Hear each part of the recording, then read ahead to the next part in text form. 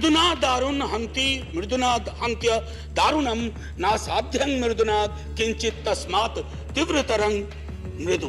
विद्वान साथियों ने उधर से उपलब्धियां गिनाई, हमारे कुछ विद्वान साथियों ने यहां से कमियां गिनाई। मैं दोनों के बीच में चुनौतियां गिनाना चाहता हूं। मुजरिम हूं अगर मैं तो गुनहगार तुम भी हो, मुजरिम हूं अगर मैं तो गुनहगार तुम भी हो, ए रहबराने कौम खताकार तुम भी हो। शुक्रिया मैडम। मैडम मेरी शुभकामनाएं स्वीकार करें। मैं यहां से बोल रहा हूं, इधर इधर मैं यहां से बोल रहा हूं। शुक्रिया, बहुत अच्छा अवसर है कि आप यहां आई हैं। कितनी खुशी हो रही है बता नहीं सकता।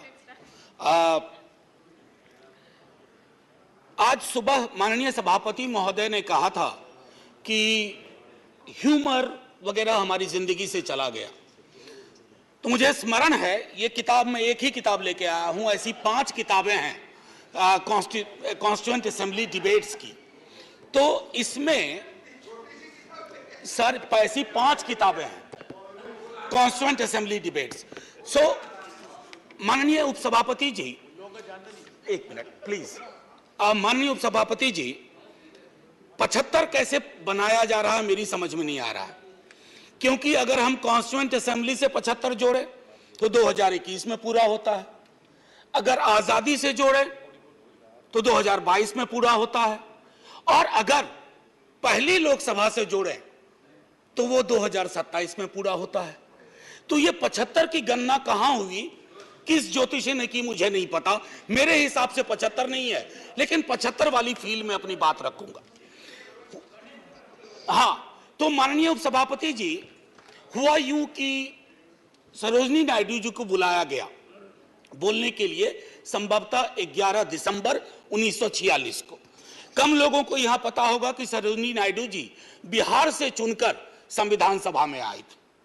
तो उनको चेयरमैन साहब ने कहा कि अब बुलबुले हिंद, नाइटिंगेल ऑफ इंडिया आएंगी, लेकिन कविता में अपनी बात कहेंगी, प्रोज में नहीं कहेंगी। उन्हें थोड़ा बुरा लगा, मजाक में ही सही। उन्होंने कहा कि आपका अब ये व्यवहार, आपका ये कहना अनकॉन्स्टिट्यूशनल है। तो उन्होंने कहा नहीं, फिर भी सुनाना होगा। तो उन्होंने एक चीज सुनाई जो मैं पेश नजर कर रहा हूं माननीय सभापति जी को। सुबह बड़ी बेसब्री से वो कह रहे थे कि ह्यूमर चला गया, तो उन्होंने सुनाया कि बुलबुल को गुल मुबारक, गुल को चमन मुबारक, रंगीन तबीयतों को रंगे सुखन मुबारक। तो ये मैं ये बता रहा हूं कि ये हमारा ध्येय था। अब सुबह चर्चा की, हमारे लीडर ऑफ द हाउस ने बड़ी खूबसूरत चर्चा की और जिक्र किया सर्वपल्ली राधाकृष्णन का। यहां ठीक सामने सर्वपल्ली राधाकृष्णन। उन्होंने एक बात कही थी और मैं वो श्लोक पढ़ना चाहता हूं। मृदुना दारुणं हंति मृदुना हंत्य दारुणम, मृदुना दारुण हंति मृदुना हंत्य दारुणम नासाध्यं मृदुना किंचित तस्मात् तीव्रतरं मृदु। इसका आशय यह है माननीय सभापति उपसभापति जी कि अग्रेशन से, अग्रेसिव बिहेवियर से आप चीजें हासिल नहीं कर सकते। इस देश में मेरे विद्वान साथियों ने उधर से उपलब्धियां गिनाई, हमारे कुछ विद्वान साथियों ने यहां से कमियां गिनाई। मैं दोनों के बीच में चुनौतियां गिनाना चाहता हूं। चुनौतियों की वजह से आज हम यहां हैं, और सिर्फ हम ही नहीं हैं, 140 करोड़ लोगों का यह भवन है, चाहे नया वाला हो या पुराना वाला हो। तो आज के दिन ये मेरी ओर से एक विदाई भाषण भी है, अपने दल की ओर से, इस इमारत को, जिस इमारत में हिंदुस्तान की तकदीर लिखी गई संविधान सभा के माध्यम से, और वो तकदीर लिखने वाले संकीर्ण दायरों में नहीं सोचते थे। मैं उस पर आऊंगा थोड़ा 2 मिनट के बाद। माननीय सभापति जी,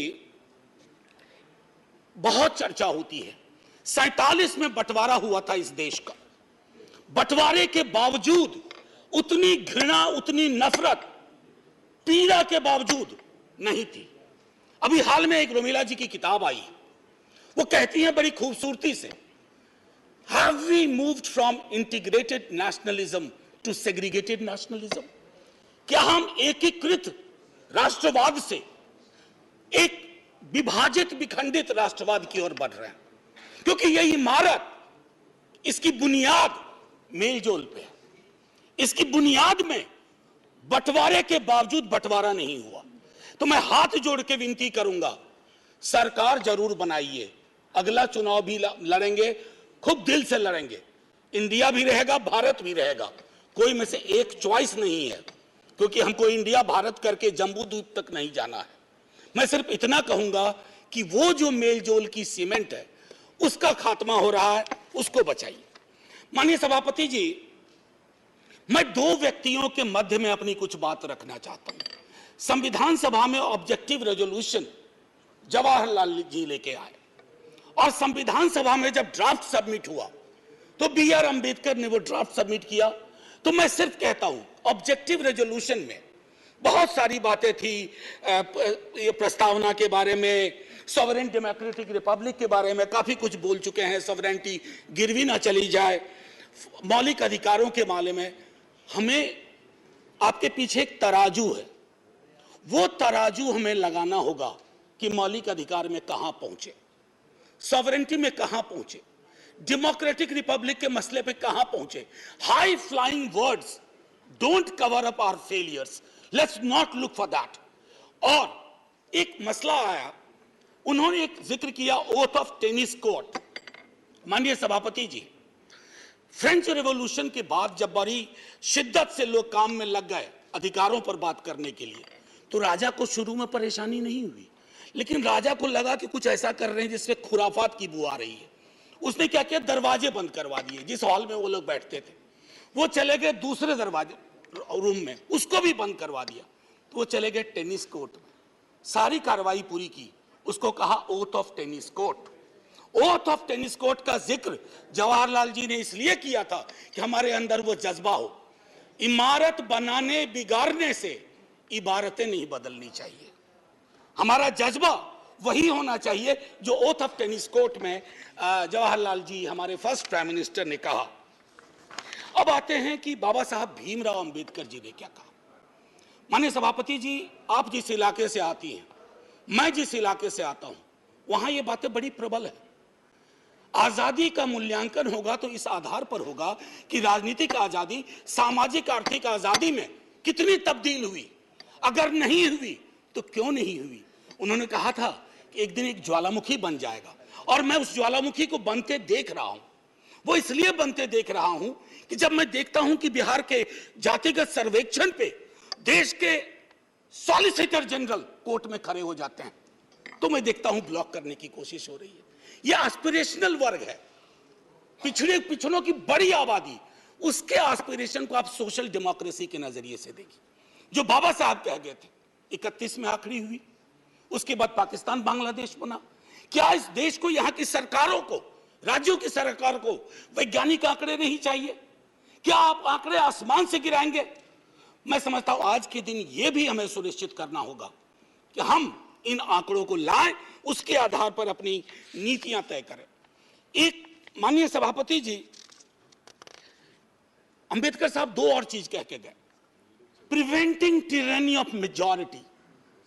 मैं बार बार इस सदन में कह चुका हूं कि मेजॉरिटी बेहद आवश्यक चीज है, मेजॉरिटी के बिना सरकार नहीं चलती है, लेकिन मेजॉरिटी और मेजॉरिटेरियनिज्म में फर्क है। यह फर्क अगर हमारी सरकार भूल जाती है तो बहुत बड़ी पीड़ा होती है। जब मेरे मित्र ने कहा, मैं अक्सर देखता हूं हम जैसे लोग छोटी आलोचना भी करते हैं, छोटी मोटी आलोचना जो कभी व्यक्तिगत नहीं होती है। आप कहते हो कि पाकिस्तान चले जाओ, अरे कभी देखा भी हो कितनी जगह है वहां का भूगोल क्या है, इतने लोग नहीं अट पाएंगे। मान लीजिए कि 65% लोगों ने आपको पिछली बार वोट नहीं किया, सबको पाकिस्तान भेज दोगे? ऐसी कोई व्यवस्था होती है? यहीं मेलजुल से रहना है, यहीं मिलकर रहना है। और ये सारी चीजें मैं नहीं कह रहा हूं, खुद अंबेडकर साहब कह के गए थे। मैडम, आपकी तरफ से मैं एक और चीज, एक दो छोटी चीज कह करके, इस देश की एक बड़ी आबादी, सभापति महोदया, मैं आपका सभापति महोदया अभी बिल मत 2 मिनट लूंगा, ज्यादा नहीं, आज पहली बार हैं, इतने नजरिए इनाद कर दीजिए। मैं सिर्फ इतना कहना चाहूंगा कि बेरोजगारी को लेकर के हमारा दृष्टिकोण साफ होना चाहिए। सरकार में आप हो, हम हो, बेरोजगारी हम सबकी पॉलिटिक्स खत्म कर देगा।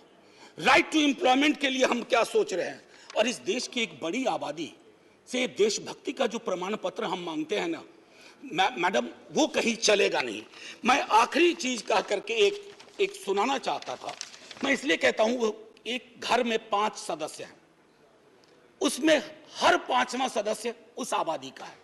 अगर उस घर में उस 5वें सदस्य को आप एलिनेट करेंगे, दूर करेंगे, घर कभी महफूज नहीं रह सकता। और आखिरी में मैं साहिर को जाता हूं और वहीं खत्म कर दूंगा, आपको घंटी बजाने की जरूरत नहीं पड़ती। आओ कि आज गौर करें इस सवाल पर। देखे थे हमने वो हंसी ख्वाब क्या हुए, दौलत बढ़ी तो मुल्क में अफलास क्यों बढ़ा, खुशहाली आवाम के असबाब क्या हुए, जो अपने साथ साथ चले कुएदार तक, वो दोस्त वो रफीक वो अहबाब क्या हुए। क्या मोल लग रहा है शहीदों के खून का, क्या मोल लग रहा है शहीदों के खून का, मरते थे जिन पे हम वो सजाए याब क्या हुए। बेकस बरहनगी को कफन तक नहीं नसीब, वो बादा आए अतलसों के मुखाब क्या हुए। जमहूरियत नवाज बशर दोस्त अमन ख्वाह, खुद को जो खुद दिए थे वो अलकाब क्या हुए। मजहब का रोग आज भी क्यों लाइलाज है, मजहब का रोग आज भी क्यों लाइलाज है, वो नुस्खा हाय नादिर नायाब क्या हुए। हर कूचा शोला जा रहे हर शहर कत्लगाह, यकजहतिया हयात के आदाब क्या हुए। सहराए तीरगी में भटकती है जिंदगी, उभरे थे जो उफक पे वो माताब क्या हुए। मुजरिम हूं अगर मैं तो गुनहगार तुम भी हो, मुजरिम हूं अगर मैं तो गुनहगार तुम भी हो, ए रहबराने कौम खताकार तुम भी हो। जय Hind ma'am, and salute to all the freedom fighters, संविधान सभा के उन तमाम लोगों को। और मैं चाहूंगा कि सेंगोल के बगर में एक बड़ी आकृति में इनकी तस्वीरें वहां लगाई जाएं और हमें प्रेरणा देते रहें। जय हिंद। धन्यवाद। श्री वीरेंद्र प्रसाद